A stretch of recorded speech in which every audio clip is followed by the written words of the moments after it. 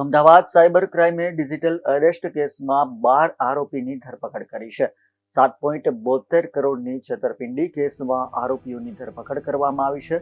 Senior સિટીઝનને 10 દિવસ digital arrest કરાયા હતા. આરોપીઓએ સિનિયર સિટીઝન સાથે 7.72 કરોડની છેતરપિંડી કરી હતી અને મની લોન્ડરિંગ, પોર્નોગ્રાફીની ધમકી આપી પૈસા પડાવ્યા હતા. અમદાવાદ અને સુરતના 12 ખાતા ધારકની ધરપકડ કરવામાં આવી છે.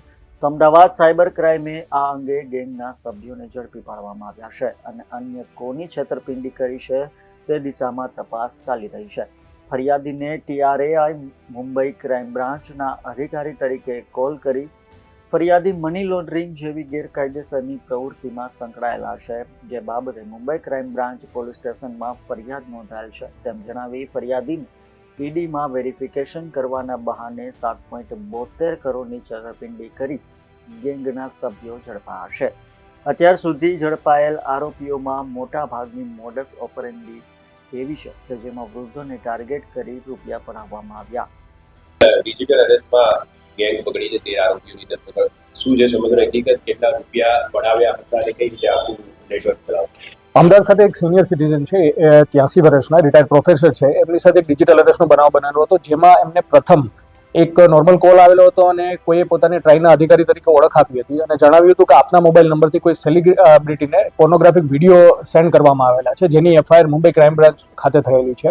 એવું કહીને પછી ડરાવીને એ જે સિનિયર સિટીઝન છે એમને વિડીયો કોલ કરવામાં આવ્યો હતો. ત્યાં વિડીયો કોલમાં પોલીસ અધિકારી બનીને, ત્યારબાદ સુપ્રીમ કોર્ટના જસ્ટિસ બનીને અને ઈડીના અધિકારી બનીને અલગ અલગ લોકોએ એક સેટઅપ સેટ કરીને વાત કરેલી હતી. અને પછી કહેવામાં આવ્યું હતું કે આપના નામે બેંક એકાઉન્ટ બી નીકળેલા છે, જેમનો નરેશ ગોયલના કેસમાં મની લોન્ડરિંગનો ઉપયોગ થયેલો છે. એટલે આવા અલગ અલગ બહાના બાદ એમને RBIના લેટર, સુપ્રીમ કોર્ટના વોરંટ ઇસ્યુ ફેક જે ડોક્યુમેન્ટ છે એ મોકલવામાં આવ્યા હતા, ઈડીના લેટર મોકલવામાં આવ્યા હતા. એવું કહીને ટોટલ 20 દિવસથી વધારે એમને ડિજિટલ અરેસ્ટ કરવામાં આવી હતી અને અલગ અલગ તારીખોમાં એમની પાસે ટોટલ 7 કરોડ 13 લાખ રૂપિયા જેટલા અલગ અલગ એકાઉન્ટમાં ટ્રાન્સફર કરવામાં આવ્યા હતા.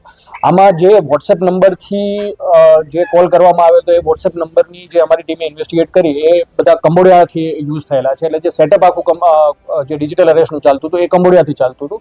તો આ બાબતની જ્યારે સિનિયર સિટીઝનને જાણ થઈ ત્યારે અહીંયા તાત્કાલિક FIR દાખલ કરી અને અમારે PI NS ખોખર અને એમની ટીમે 3 દિવસમાં આ બધા આરોપીઓની 12 આરોપીઓની ધરપકડ કરેલી છે.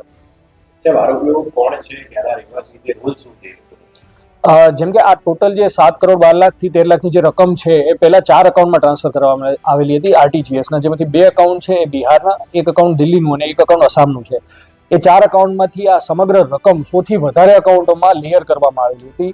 એ 100થી જે વધારે એકાઉન્ટમાંથી એમાં 6 એકાઉન્ટ અમદાવાદ અને સુરતના હતા, જેની તપાસમાં આ બધા જે આરોપીઓ છે એની ધરપકડ કરવામાં આવેલી છે. તો એમાં 4 આરોપીઓ એવા છે કે જે પોતે 3 આરોપીઓ એવા છે કે જે અકાઉન્ટ હોલ્ડર છે અને બાકીના જે આરોપીઓ છે કે એમની ઉપર જે અકાઉન્ટ લેવાનું કામ કરતા હતા અને અલ્ટિમેટલી એમાંથી જે 2 એક જનક ભીખાભાઈ ગડાદરા, અનિકેત મહેશભાઈ ઢોલા, આ બંને આરોપીઓ છે ટેલિગ્રામ મારફતે ચાઇનીઝના લોકોના સંપર્કમાં હતા અને આ જે બી ફ્રોડના પૈસા છે અલગ અલગ ડમી એકાઉન્ટમાં મેળવી અને એમને ક્રિપ્ટોકરન્સીમાં 10% કમિશન લેખે કન્વર્ટ કરતા હતા. અન્ય 2 આરોપીઓ છે એક હેતેન્દ્ર સોલંકી અને એક નયન ગોવિંદભાઈ હિંસુ, જે પોતે ટીચર છે. આ બંને લોકો બી અલગ અલગ 6 મહિનાથી 1 વર્ષ સુધી આવા ડમી એકાઉન્ટો મેળવીને રાજસ્થાનમાં કોઈ એક વ્યક્તિને આપતા હતા અને જ્યાં રાજસ્થાનની જે વ્યક્તિ છે અગેન એ કેશ વિડ્રો કરીને ક્રિપ્ટોકરન્સીમાં કન્વર્ટ કરી રહી છે.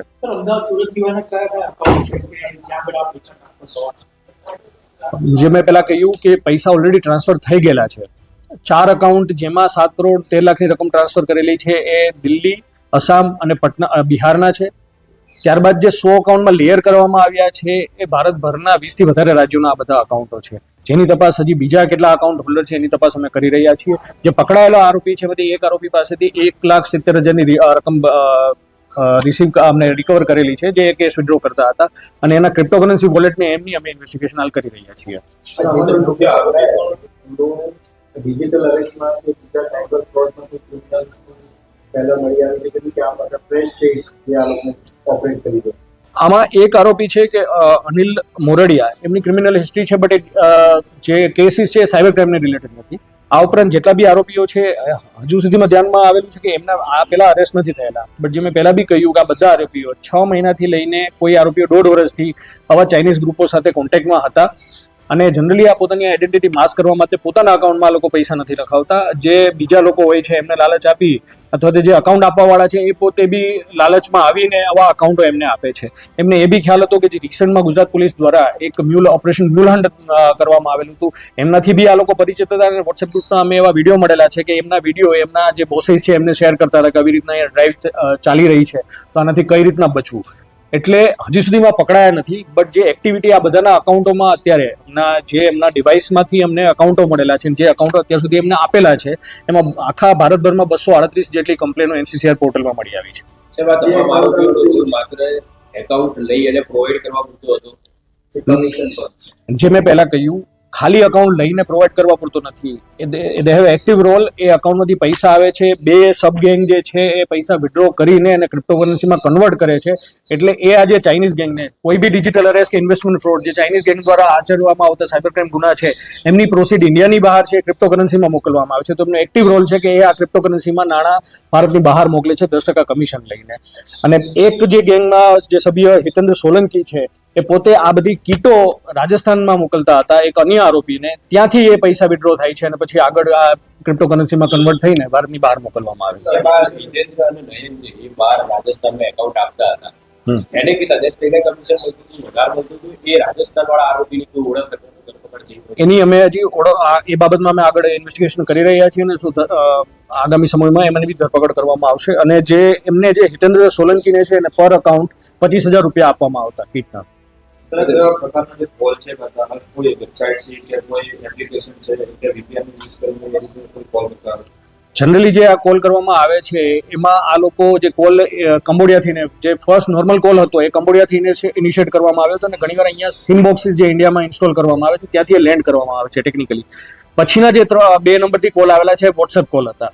એટલે એ વોટ્સએપના જે નંબર છે એ સંભાવ એ લોકો ઇન્ડિયામાંથી એનો OTP મેળવીને અથવા તો સિમ કાર્ડ મેળવીને એ વોટ્સએપ અત્યારે યુઝ કરી રહ્યા છે કંબોડિયામાં. હમણાં બી જે રિસન્ટ જે ગવર્મેન્ટે નોટિફિકેશન બહાર પાડ્યા છે કે વોટ્સએપમાં બી હવે સિમ બાઇન્ડિંગ કમ્પલસરી છે. એટલે ફ્યુચરમાં આવા બધા જે કોલ છે એના માટે ખાલી OTP મેળવીને બહારથી આવા મોબાઈલ નંબર યુઝ કરવા એમના માટે પોસિબલ નહીં રહે આગામી સમયમાં. એટલે જે કોલ થઈ રહ્યા છે આ તો વોટ્સએપથી કરવામાં આવે છે, યા તો સિમ બોક્સથી નોર્મલ કોલ કરવામાં આવી રહ્યું છે. સાહેબ, આજે જનક છે, જનક અને અન્ય આરોપી છે, અને એ બંને જે ચાઇનીઝ ગેંગ સાથે સંપર્કમાં હતા, તો કેવી રીતે સંપર્કમાં આવ્યા હતા અને કોઈ મુલાકાત થઈ હતી કે કેમ? ચાઇનીઝ ગેંગ જે છે એમના ઘણા બધા એવા એજન્ટો જે એક્ટિવ છે એ ટેલિગ્રામ ગ્રુપ ચલાવતા હોય છે, જેમાં USDT ટુ INR ઇન્ડિયા યા INR ટુ USDT કન્વર્ટ કરવાના ગ્રુપો ચલાવતા હોય છે, જેમાંથી આવા ઇન્ડિયામાં જે બેઠેલા લાલચુ લોકોની આ લોકો તલાશ કરે છે અને એમને 10% કમિશન આપીને એમની પાસેથી આવા બધા અકાઉન્ટો મેળવે છે અથવા તો ક્રિપ્ટોકરન્સીની પ્રોસીડ મેળવે છે. આ ઉપરાંત જે એક આરોપી છે હિતેન્દ્ર સોલંકી, એમને રાજસ્થાનના જે વ્યક્તિનો સંપર્ક થયો છે ઇન્સ્ટાગ્રામની એક એડ થ્રુ થયો છે, જેમાં એક એડ મૂકવામાં આવેલી હતી કે આવી રીતના સેવિંગ અકાઉન્ટ અમને આપો અથવા તો કરંટ અકાઉન્ટ આપો અને ઘર બેઠા પૈસા કમાવો. એવી એડ જોઈને એને લાલચમાં આવીને પછી પોતાનું અને પોતાના પરિવારના અને અન્ય લોકોના 8થી વધારે અકાઉન્ટ હિતેશ સોલંકીએ આપ્યા છે છેલ્લા 4 મહિનામાં. આ ઉપરાંત જે અન્ય આરોપીઓ છે જેમ કે જનક ભીખાભાઈ ગોડાદરા, એને છેલ્લા 1.5 વર્ષમાં 40થી વધારે અકાઉન્ટો આવી રીતના યુઝ કરેલા છે, ડમી અકાઉન્ટ જે ક્રાઇમની પ્રોસીડ રિસીવ કરવા માટે. જે અકાઉન્ટ તમે કહો છો કે યુઝ કરે છે ટ્રાન્ઝેક્શન સાથે, તો એ કેવા લોકોને ટાર્ગેટ કરે છે?